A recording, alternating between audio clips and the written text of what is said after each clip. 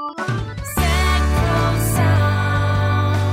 people and communities together on seclosounds.org. Your listening station.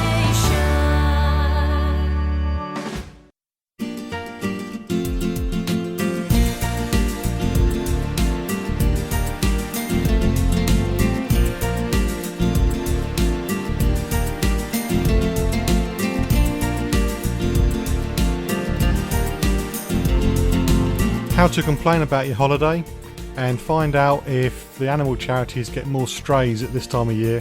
That's all coming up on the Guinn Travel Show on seclosounds.org. Hello and welcome to the Guinn Travel Show on seclosounds.org. Later on in the show, travel news will be making a return this week, and also I'll be speaking to Kellie Brooks from Blue Cross, the animal charity. I've just booked my pets in for our summer holiday, and the expense made me wonder if there was an increase of strays this time of year. So I spoke to Blue Cross to find out, and we'll hear what the answer is in a little while. You've been looking forward to your holiday for months, and unfortunately it didn't go as planned. So what do you do? Well, if you're booked through a UK-based travel company, then complaining can be quite simple. That's not to say that you may be happy with the outcome. If you booked direct with a hotel or car hire company, either online, via email or over the telephone, then you could have a long wait to have your complaint dealt with. That's if it's get dealt with at all. I know somebody who hired a car locally in France and there was a problem. And it took months and months to get anywhere, and the only way he got any movement on the problem was to contact his card issuer and say there was a dispute, and they claimed the money back. That soon got the travel company into the car hire company into action, but that's an extreme case. So the UK media is full of advice on how to get cheap deals and how to complain, but very little is said about how to minimise the chances of a problem in the first place. I guess advice isn't as interesting as reporting on a holiday nightmare story that could have been prevented in the first place. And over the last few weeks I have been going through tips on how to travel stress-free during this busy period. Problems do include lost suitcases, companies going bust. A coach company went bust this week. Low standard of accommodation, missed flights. In fact, the list of possible problems is a very long one.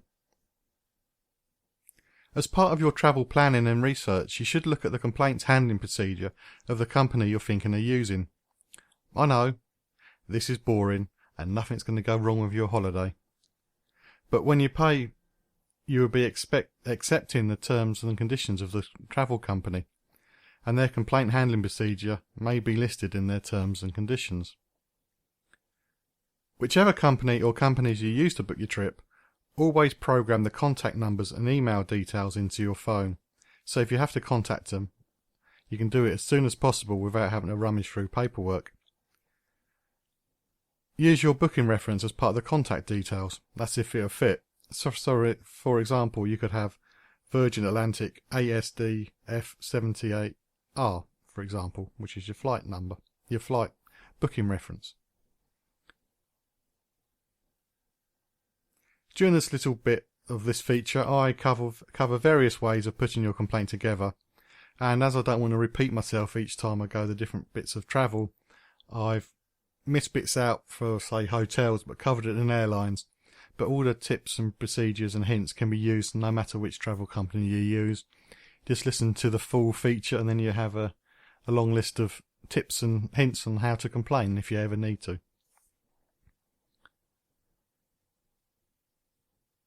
Always try and get the problem resolved at the time it occurred, so at the check-in desk or at the reception area of the hotel. Shouting and threatening violence to the company representative will not get you very far. Always be calm, know what you're entitled to, which is very important, and have a solution which you'll be happy with in mind. Do remember that if you accept any offer given to you at the time, you may have difficulty in taking the complaint further. I'm going to start with travel agents and tour operators. I know it's boring and old-fashioned, and perhaps some cases it can be more expensive, but not always. Don't believe what you read and hear about cheaper internet travel. But using a travel agent or tour operator is the best way of ensuring that any complaint you have will be taken seriously. All the travel consortiums and travel groups have a code of conduct that their members must follow. Some may be stricter than others, but memberships of these groups can be essential for the travel company to continue, so they are very unlikely to ignore this code. Of course, some codes of conduct are easier to find than others. ABTA's is abta.com/about-abta/code-of-conduct. The TTA or Travel Trust isn't as comprehensive as ABTA's, but you can find out how to complain via www.traveltrust.co.uk and click on the Holiday Makers option. AITO can be found at www.aito.com/y-aito/quality-charter. Some of the other consortiums could take a lot of finding and maybe a few phone calls before you're happy with what they have to offer. So, if a travel company doesn't have a logo for TTA, ABTA or AITO, then find out who they are a member of, go to that website, see if you can find the code of conduct. If you can't, I struggled with one or two putting this together, then ring the contact number on the website to say that's you want a copy of it.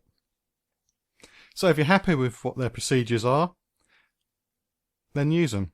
If you're not, move on, find somebody else who you're happy with. I mean, it might cost you £5-10 more to use somebody else, but getting the cheapest deal isn't always the be-all and end-all. Sometimes you need to have peace of mind as well, and it's worth paying that little bit extra for the bit of service you may need.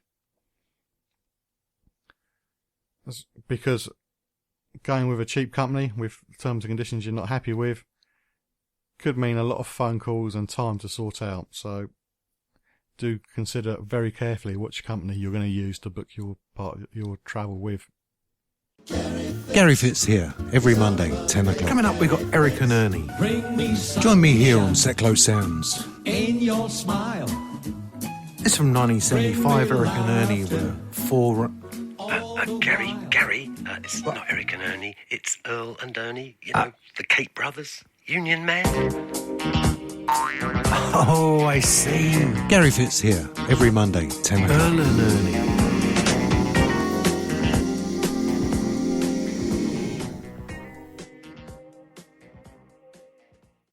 You're listening to the John Guinn Travel Show on seclosounds.org. Still to come in the travel show, how to react if you see a dog in a hot car in a car park while you're out and about this summer. But at the moment I'm speaking about how to complain. I've covered the introduction into complaining, travel agents and tour operators.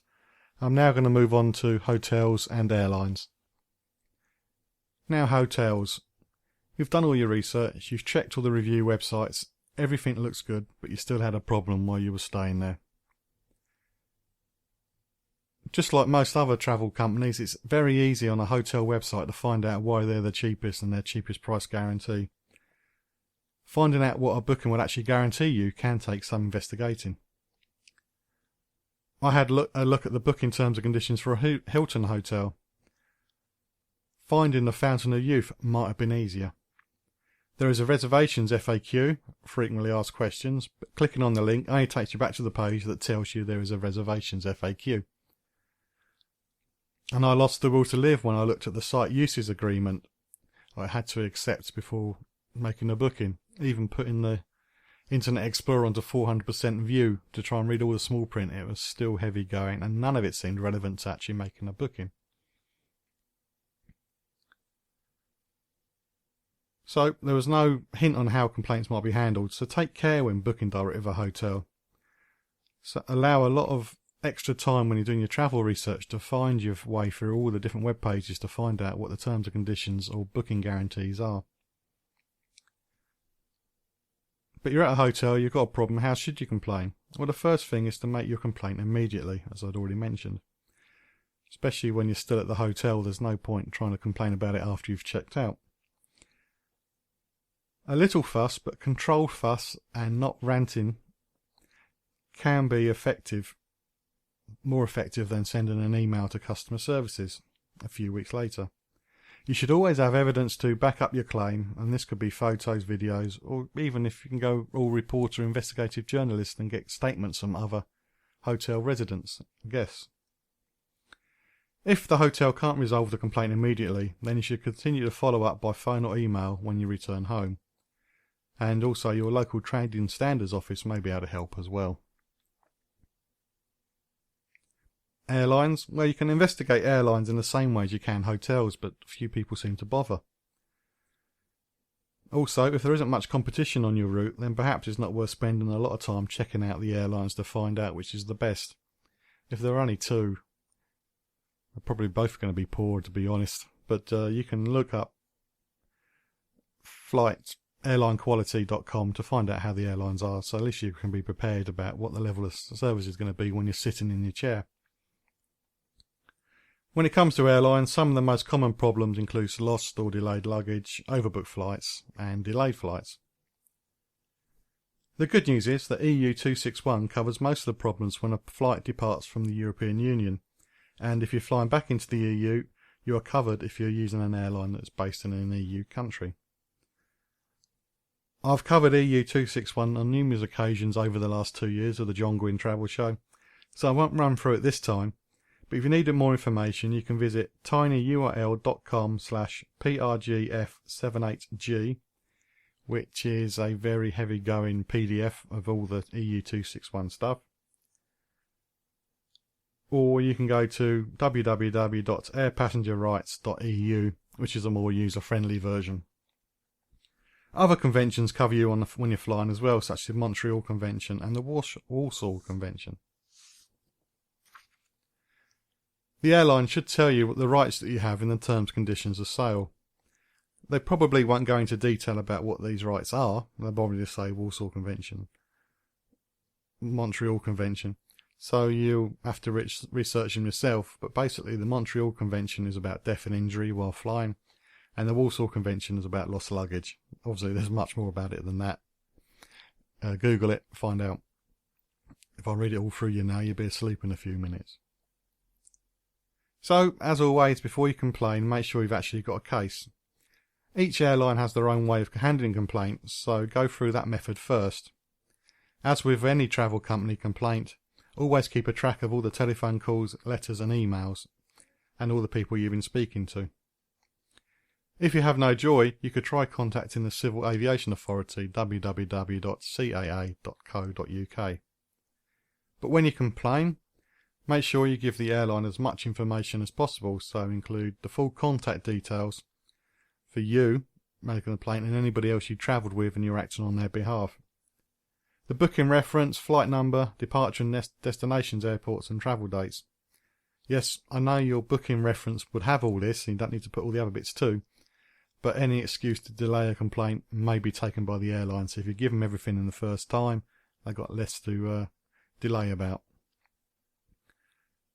Details of the problem, including the length of any delays, the description of the lost luggage, etc. The names of any staff that you spoke to about the problem and how they handled it. So when you go up to the lost luggage, make sure you get given a form to fill out, but make sure you make a note of everybody you're talking to about it at the time. Send copies of the receipts if you're claiming expenses for overnight accommodation because the flight was delayed and things like that. But only send copies. And also send copies of tickets and boarding cards to prove that you're actually on the plane, because you have to prove you're on that flight. So get all the information to the airline right first time. It makes life a lot easier when trying to follow up the complaint. But however, if you can't prove that you were on board, then all is not lost. For a small fee, around about £10, but could be more, you could try requesting for copies of all the information that the airline holds on you, based on the Data Protection Act of 1998. If you're flying on a journey with connecting flights, then I would always advise that you use a travel agent tour operator and ensure that the whole trip is under one ticket. For example, if you fly EasyJet to Paris and then you want to catch an Air France flight, if your EasyJet flight is delayed and you miss the Air France flight, EasyJet will not pay you compensation for the missed flight. And Air France even, will record you as a no-show. And being recorded as a no-show is a big problem, because any other flight based on that ticket is automatically cancelled. So say you're going Air France to New York, I can think of a destination then. So you're going EasyJet to Paris, Paris to New York with Air France. You miss that Air France flight, the flight from New York back to Paris will be cancelled automatically. So when you're doing connecting flights and you're doing different airlines and different tickets, then the route for a complaint is going to be a lot harder for you. So best off going for a travel company so they can book it under one ticket. Then it's the airline's responsibility to get you on the next available flight if you miss the connecting flight, and you won't be recorded as a no-show. Just because you're going through Air France doesn't mean all your flights are going to be Air France, because of the route network they may need to use a code share. But the important thing is to get it all under one booking reference. When it comes to airline problems, there are third parties that can help, such as www.flight-delay.co.uk, who have been on the show a few times and actually helped my brother to get €2,000 when he had a problem, and holidaytravelwatch.com, who have also been on the show, and they're very good at helping people sort out problems with any aspect of travel. You're listening to the John Guinn Travel Show on seclosounds.org. There's more on how to complain later in the show. As I mentioned earlier, and I'm going to mention again in a few minutes, I've just booked my pets in the kennels for our summer holiday. And it made me wonder whether there was an increase of stray animals at this time of year, because it can be expensive to put the animals in a cattery or a kennels for the 2 weeks you're away. Not only are you paying extra because it's the school summer holidays, you've got this added cost as well. So to find out, I contacted the Blue Cross, which is an animal charity that rehomes animals that need, well, obviously rehoming. And I was put in touch with, It was Kellie Brooks at the Kimpton Centre, which is in Hertfordshire. And we spoke a few days ago about this problem and also how you should look after animals when you're out and about in this hot weather, and how to look for kennels. So let's get on with the conversation before I get my tongue tied saying anything else. I've just booked a holiday, and the amount I'm spending on kennel feeds for my dog and cats meant I could have spent it on another holiday. So looking after pets is expensive. Do you have a rise in the number of strays and homeless animals at this time of year? We don't, no. We have a constant amount of animals that are always needing Blue Cross help throughout the year. So it's not one specific period, it's continuous throughout the year. And this is like really beneficial asking these questions, because boarding fees can be expensive, and people need to think about that prior to actually even getting a pet, because we all need a holiday to go away, and the pet can't be left on its own, and we need to make arrangements for that pet. So that's another thing that people need to think about. What should a pet owner look for when they're choosing a kennel or cattery? Well, there's lots of things. Recommendation is always really, really good if you know somebody that's used a kennel and they're incredibly happy with it. I would say to visit the kennels prior to dropping off your animal. Go and have a look at their facilities. Talk to them about what's the daily routine of the animal.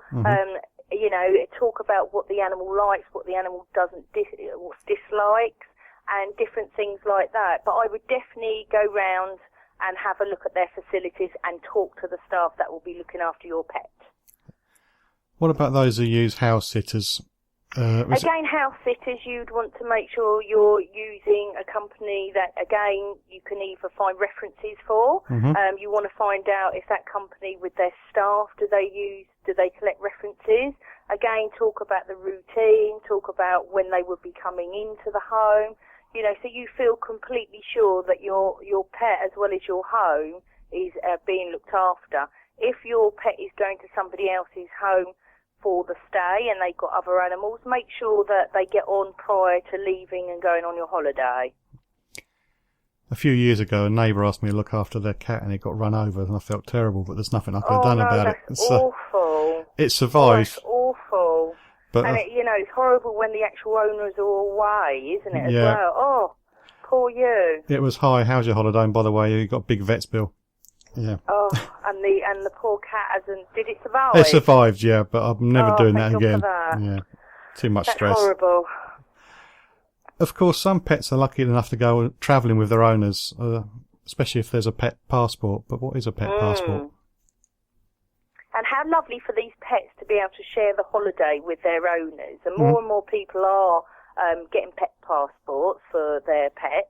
So the reasons why we have pet passports is it's like a register. So we know where the animal is. We know that the animal is healthy. It's fully vaccinated and it has the right vaccinations. And also the animal's microchipped as well. So the animal, we know all about that animal, where it's been, which countries it's been in, and when the animal's returned. So you're putting your dog in the car to go away on holiday. What's the best way to keep a dog cool while your car's moving?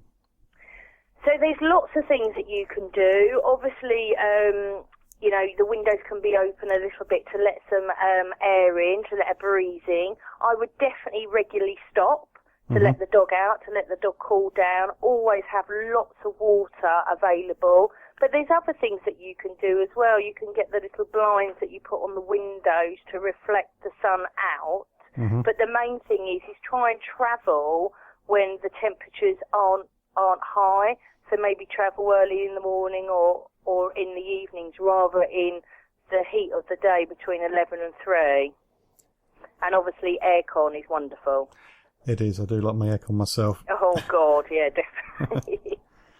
How quickly would a dog get in trouble in a stationary hot car?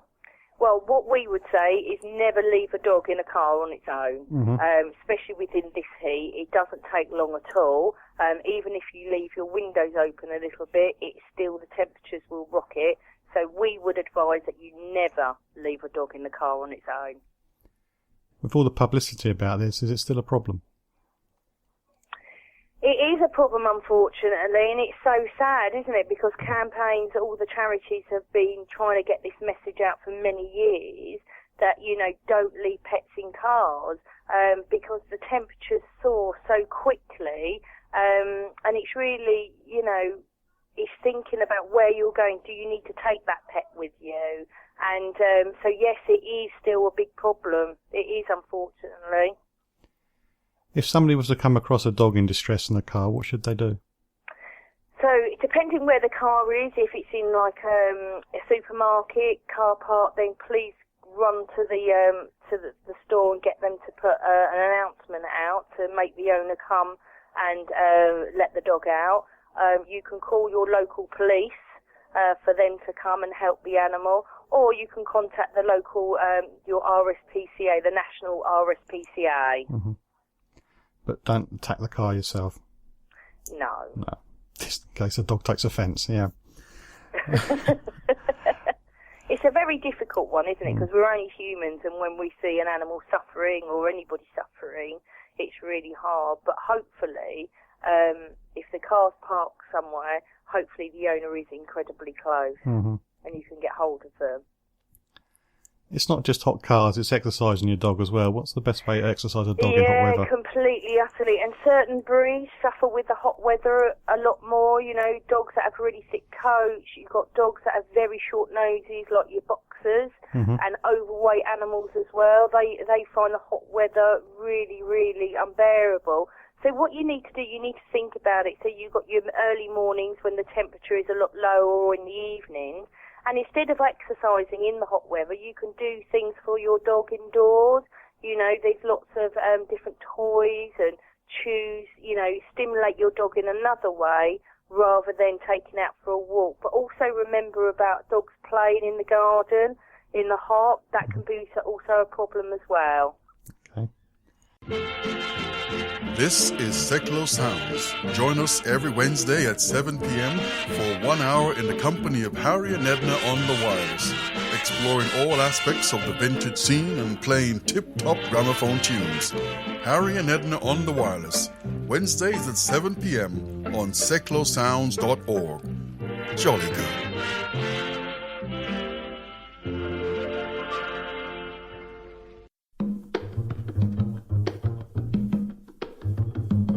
My name's Teresa Kelleher.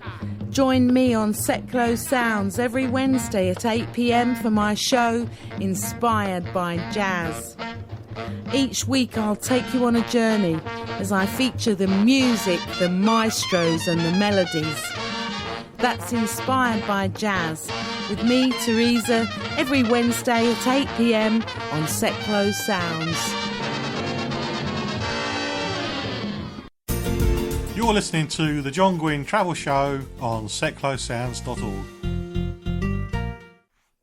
Still to come in the travel news, find out what happened to a passenger when he sent a tweet about how he was looked after by an airline. But at the moment, I'm speaking to Kellie from Blue Cross. We're discussing about how to care for your pets when you're away on holiday and when you're travelling around the country this time of year.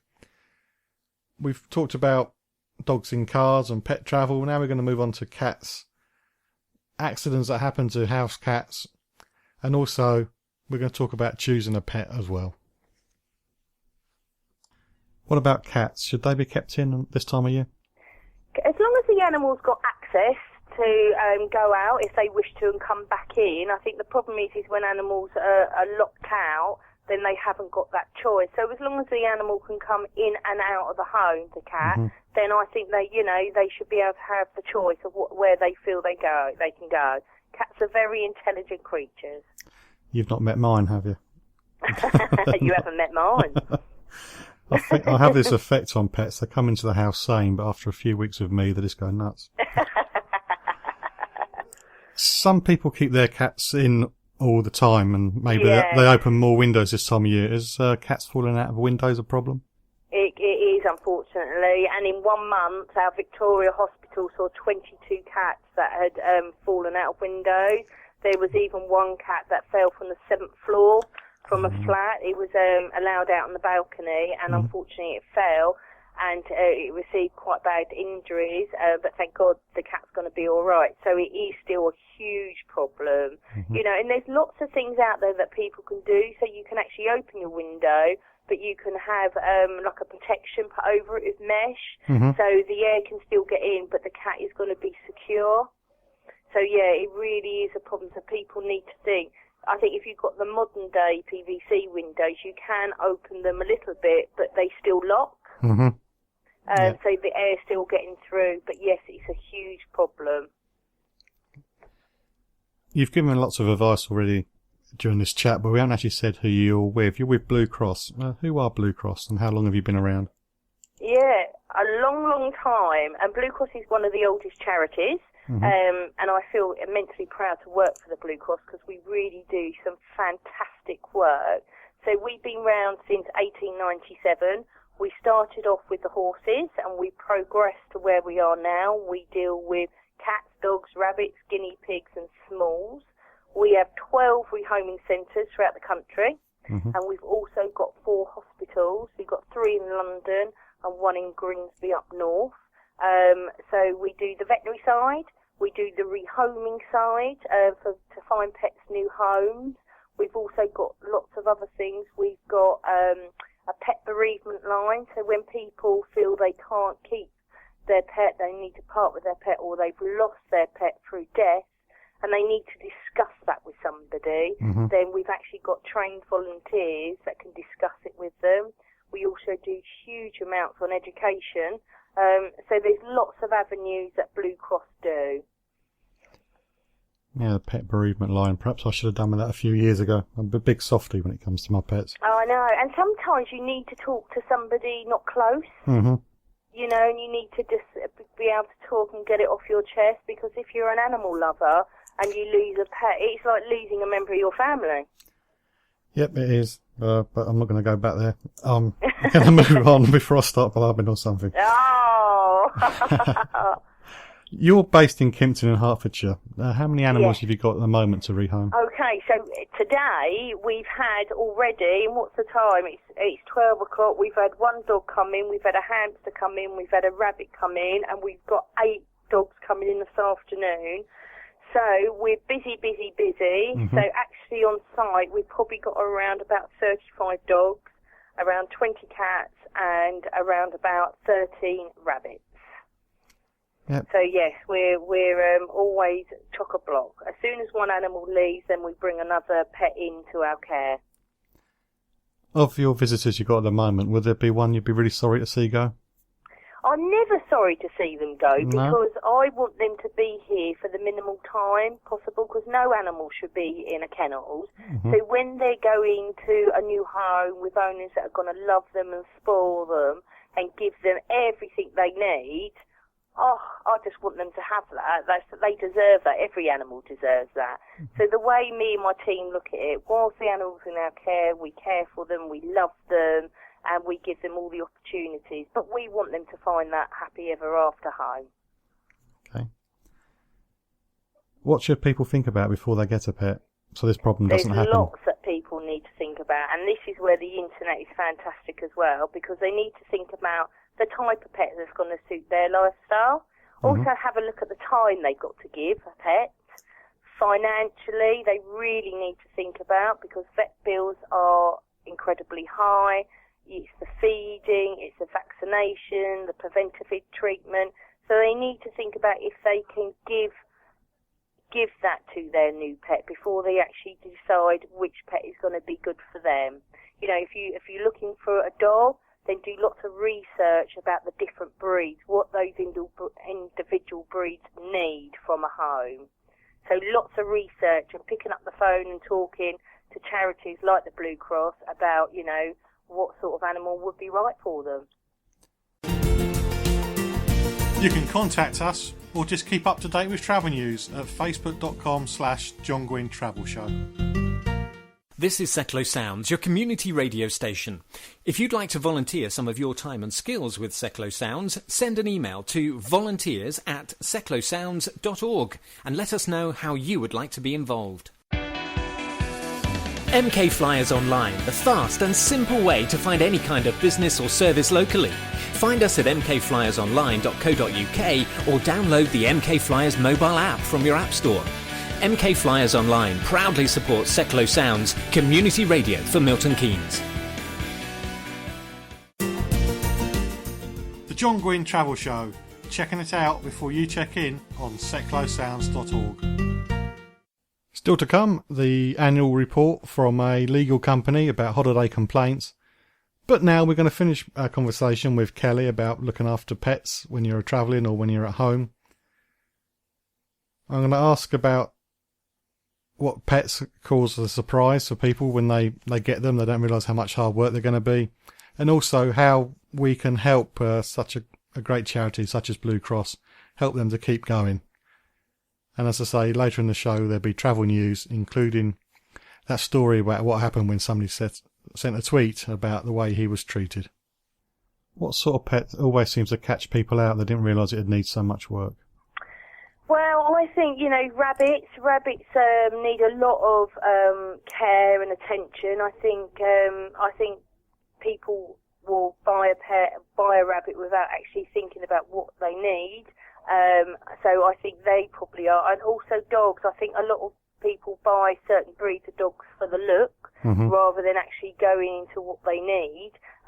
So I think it all depends on the individual animal, really. And again, that goes back to your previous question, it's research.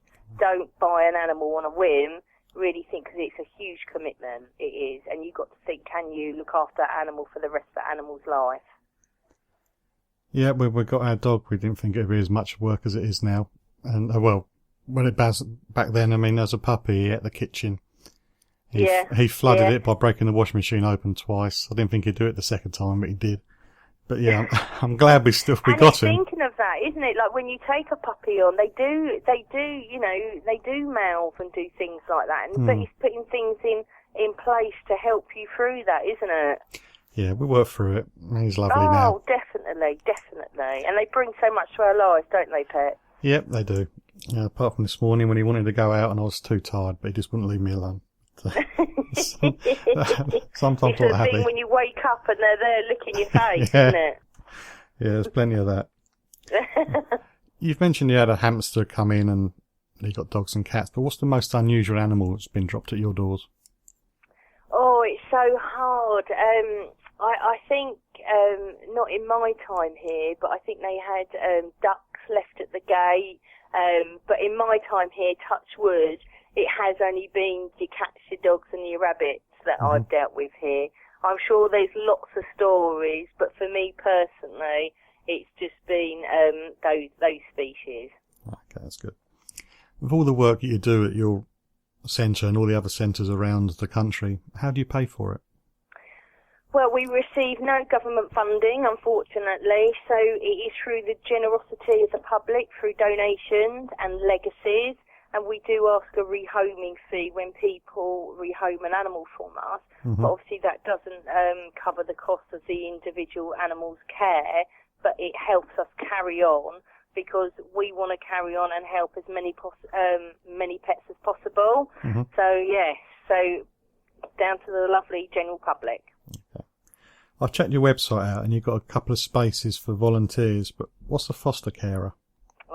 Foster carer. We would love more foster carers. So what it is, some of the animals that come in our care can't cope with the kennel environment. They find it incredibly stressful or the cattery.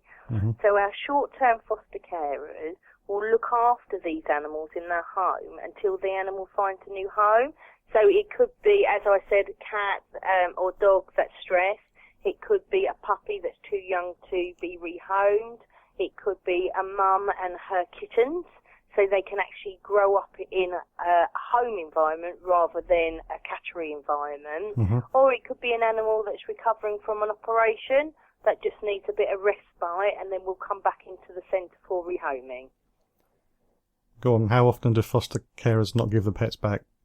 Oh, I know, and it's lovely for that animal, but we get so upset when we lose them because they do such a wonderful job. But it is hard, isn't it, when you've shared your home with an animal and you've seen it grow and become well. It is incredibly hard, so I do understand how some people decide they want to keep the pet. It's not all your volunteers are not all animal based. I see that you need somebody to help maintain the grounds as well. Yeah, I know, and we've got a couple of guys that have been coming and doing some gardening for us, and it's so fantastic, you know, because the site is quite big here, and it takes a lot of time to keep the centre looking lovely. So with the help of these volunteers, it's been so valuable. It's lovely, and also they do sit with the kittens and the puppies whilst they're here. So yeah, it's lovely. It's just about being a team and working together so we can help as many pets as possible. Finally, how can the listeners help and how can we find out more? So, how can the listeners help? There's lots of different ways the listeners can help. If they know somebody needs help with their pet, then direct them our way. And also if they know somebody's looking for a pet, is to direct them our way. People can donate dog chews, cat toys, things like that if they wish to. Come to our events that we hold at the centre and just generally support us, you know. So how people can find out more about the charity is pick up the phone, give us a call on 0300 777 1490 or visit our website, which is www.bluecross.org.uk. Okay, thanks, Kelly. Thanks for all your information. Happy Radio. Hi, this is Russell Hearn. Join me Fridays at 12 for a little pick-me-up. I'll be playing the music that stirs those warm memories and takes you to a special time and place. And Minnie's here with her choice of fun apps for your phone too. So for a lighter look at life and some songs you'll never forget, tune in to seclosounds.org for some happy radio.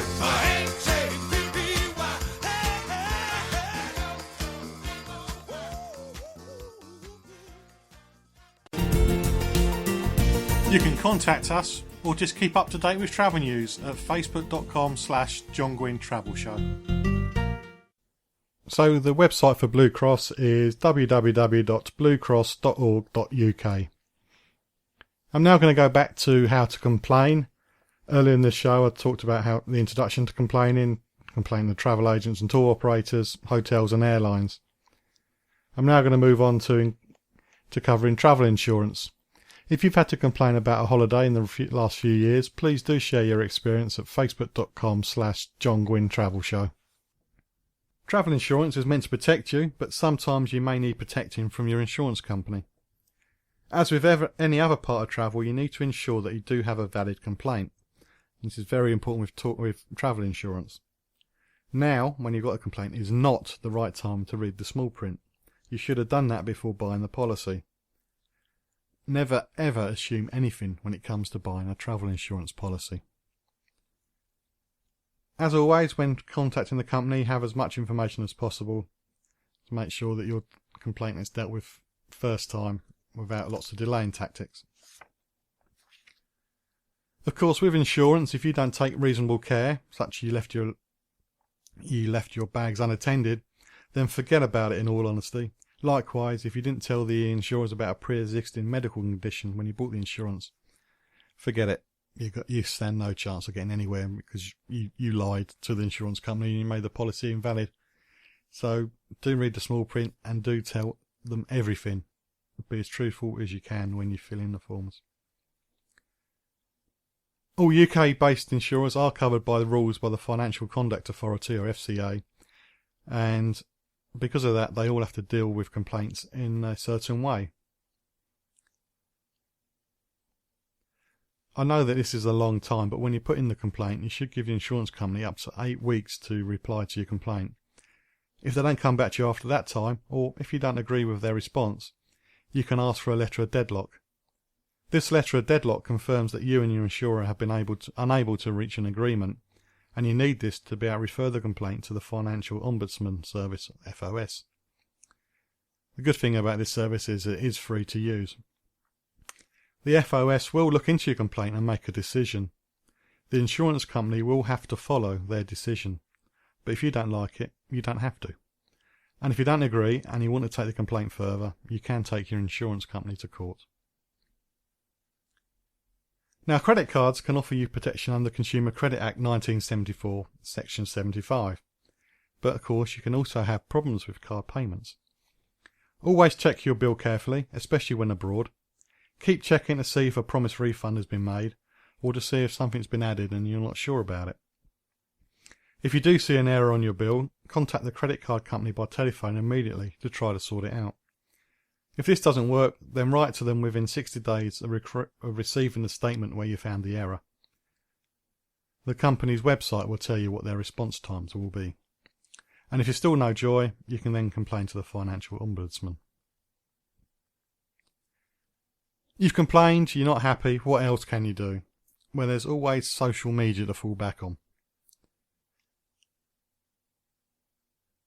There are numerous examples of rants about travel companies online.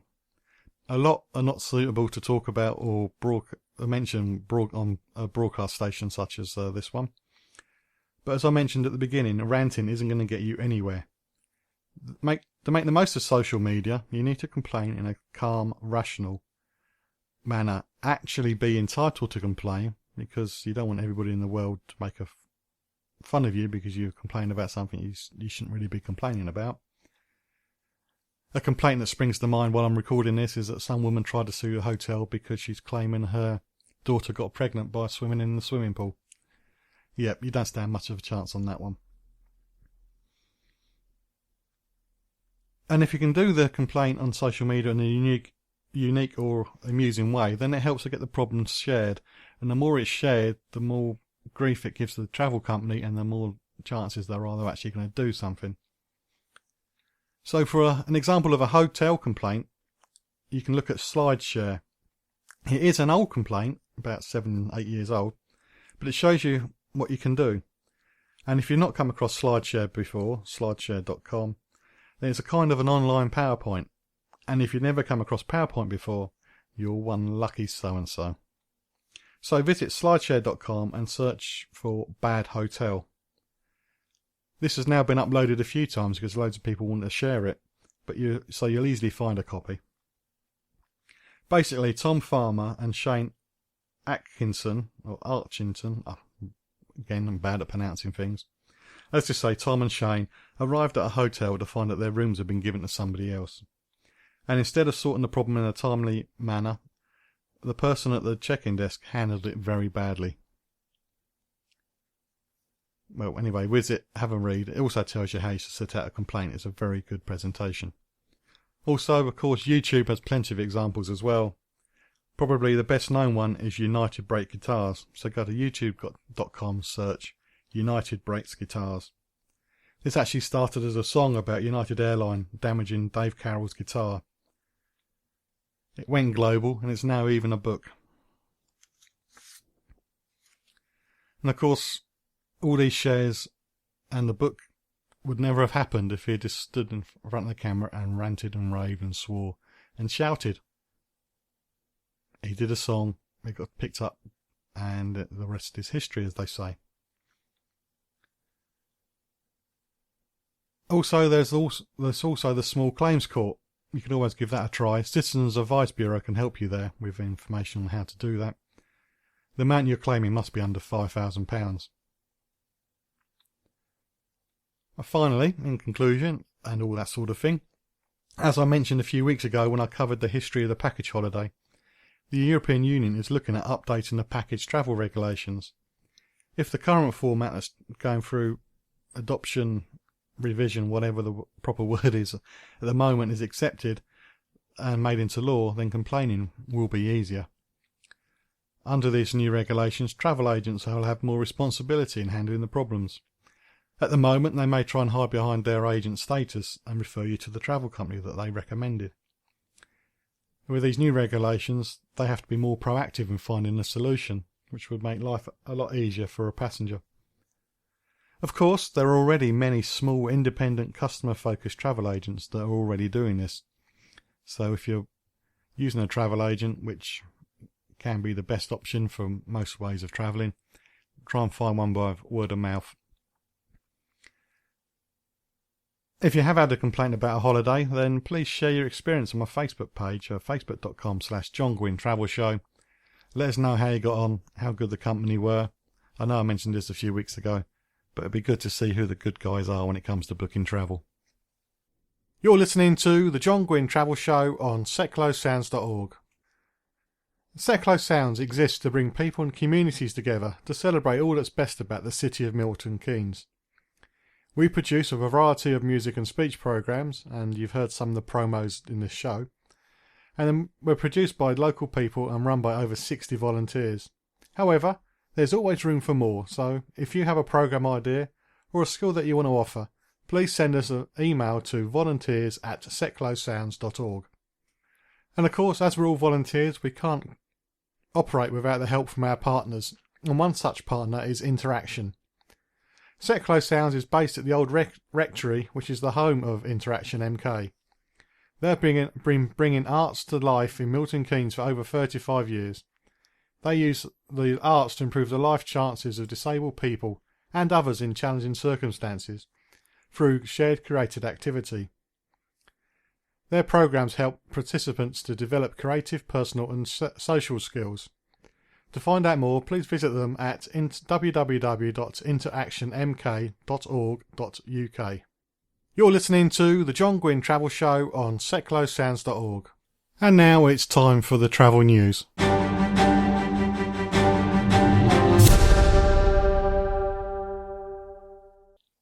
After MH17, some governments and air regulators are a bit twitchy when it comes to flying near areas of conflict.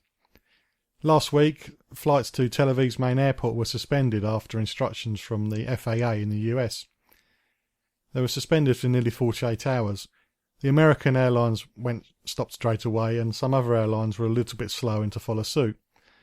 But all those flying from the UK, apart from BA and El Al, did eventually stop flying. The FAA ordered US airlines not to fly after Delta Airlines Flight 468 was diverted to Paris Charles de Gaulle Airport when it was on its way to Tel Aviv from New York's JFK. While the plane was flying over the Med, there was a rocket fired from Gaza which hit a suburb in Tel Aviv close to the airport. And it began at around about 12:15 local time and was originally for 24 hours. Delta said it has suspended its services from Israel to the US and US to Israel until further notice to ensure the safety of customers and employees. The FAA said that the notice was issued in response to the rocket strike, which landed, it was around about a mile away from the international airport in Tel Aviv. And of course their instruction only applies to US operators because the FAA, says here, has no authority over foreign airlines operating to or from the airport.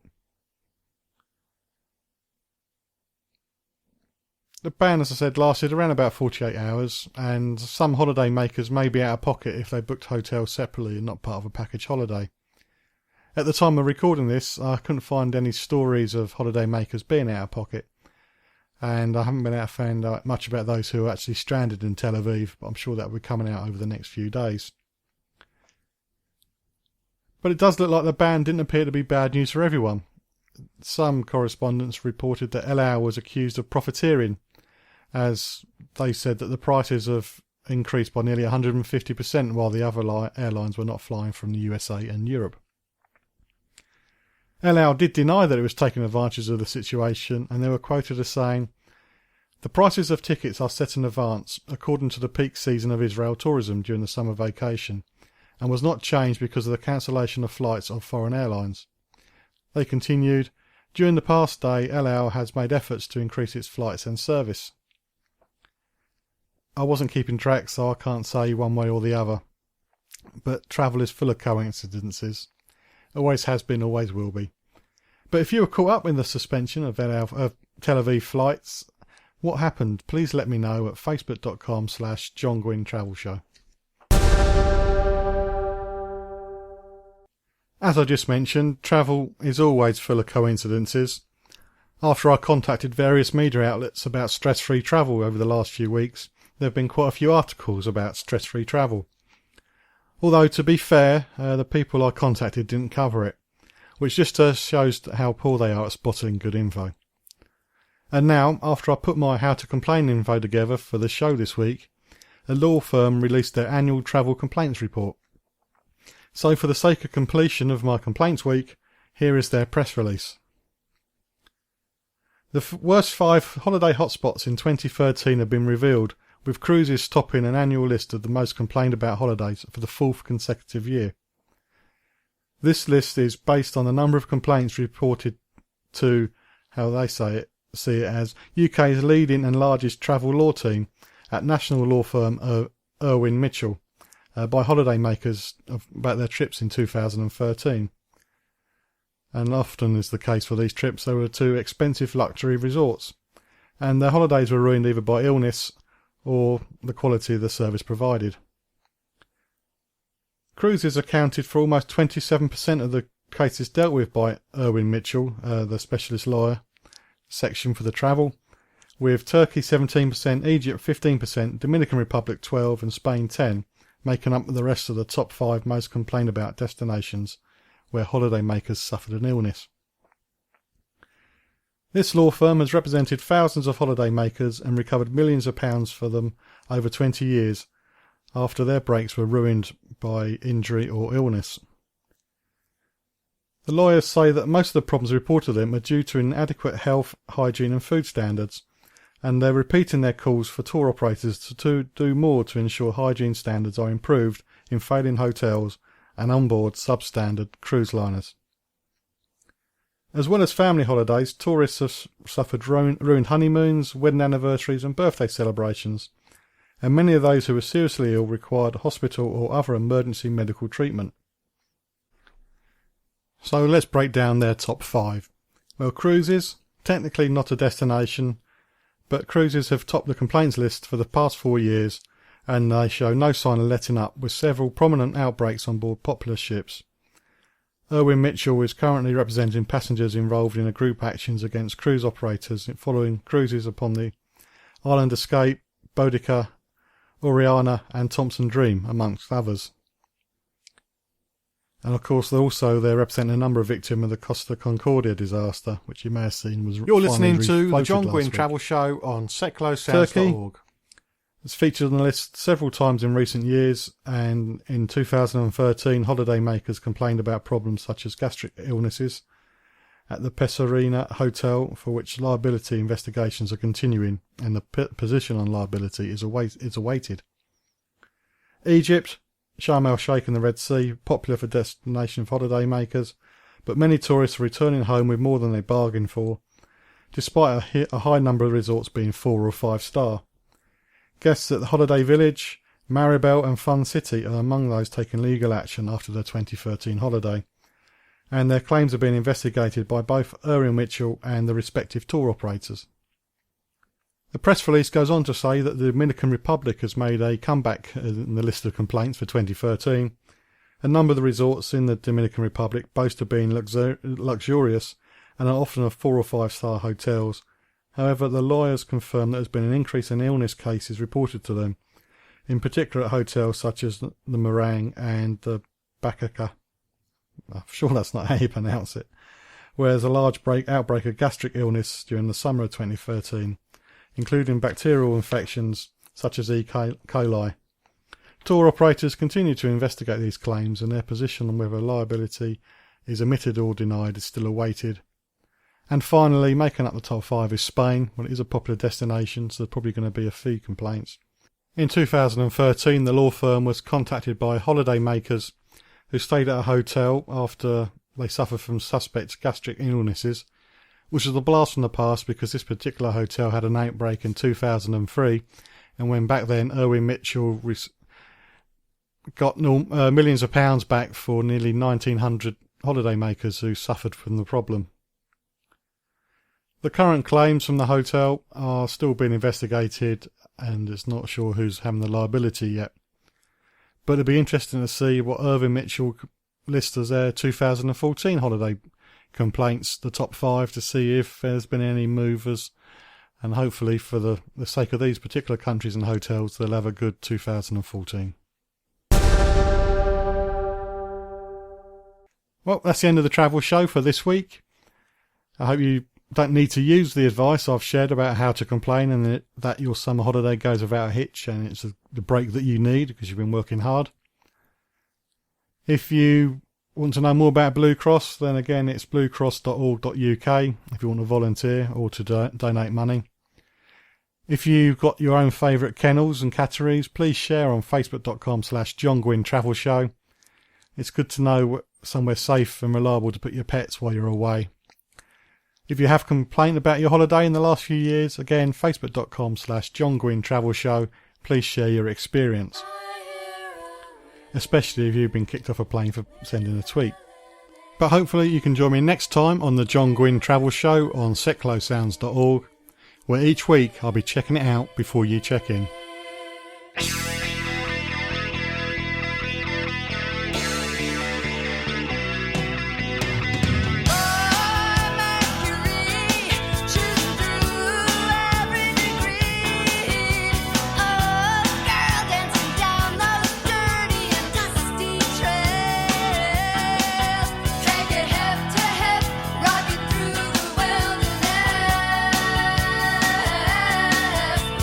Around the